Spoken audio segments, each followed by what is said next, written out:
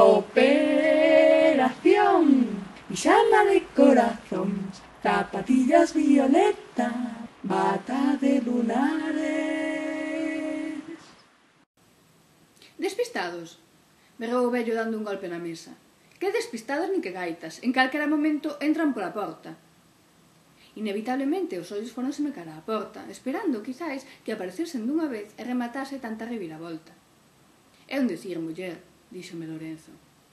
Si, andan os outros detrás deles, así que tampouco que teñan tantas facilidades, dixo un dos homes, o tal Xosé. Iso sí, cando dixo os outros, empregou un ton un tanto despectivo, e o resto puxoselles un sorriso malicioso. Os cazadores, explicou a muller. Eu son soa, que non che dixen nada, e aquí, modais non é que haxa moitos, dixo sinalando ao resto. Cazadores, atacou o vello. Non quero nin saber o que fai esa xente. Cazadores ou asasinos, ven sendo o mesmo. Eu encaixaba mentalmente a Froilán no perfil que describían. Era un dos cazadores, diso non cabía dúbida. El mesmo deixara claro que só lle interesaba a garda amarela, pero o asesino despiadado non parecía. De feito, algúns dos que estaban ali eran máis mal encarados que a él. «Ui, deses calquera se fía», dixo o outro, que aínda non tiña nome.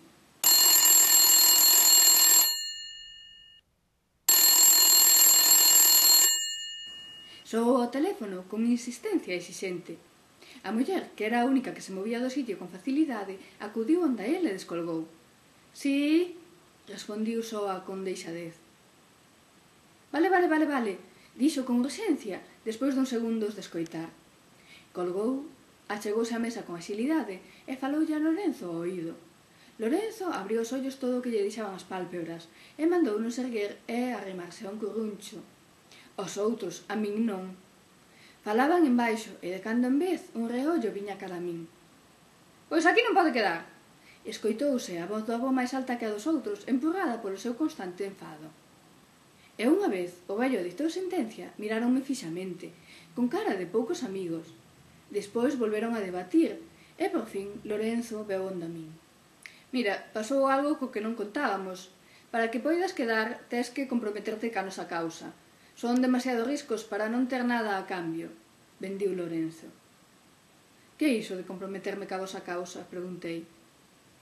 «Traballar para nós e só para nós», ordeou con voz tensa. «Vexo», dixen con voz baixa. «E que implicacións ten iso?» «Tes que soñar para nós», espetou o vello. «Non sabía que se podese soñar por encarga», dixen medio rindo. «Iso que é? Que estás de coña ou que nos tomas por tontos?», interrogou Xosé. «Iso significa que non sei como se fai», respondín seria como nunca me sentira. Non me gustaba o ton que empregaban, un ton que daba a entender que lles ocultaba algo, que era culpable e que lles debía a vida. «Bueno, o dos soños igual non, pero das viaxes sí, ou?» preguntou Lorenzo, querendo arrancar un sí. Non me gustou tampouco a maneira de guiarme cara ás respostas de Lorenzo. Falaba exixindo o pago por unha axuda que eu non pedira. Seguramente, o inesperado da miña situación non me deixaba ver que a perspectiva necesaria para calibrar canto de valiosa tiña esa axuda. «Que marche!», releou o vello, esperando animarme a negociar. Pero eu non estaba convencida. Non sabía en que clase de aguas pantanosas me movía, pero si tiña claro que a miña intuición me dicía que aquelo non era o que eu quería. «Que marche, que marche! Xa chorará cando se decate da falta que lle facemos», dixo como unha parella despeitada.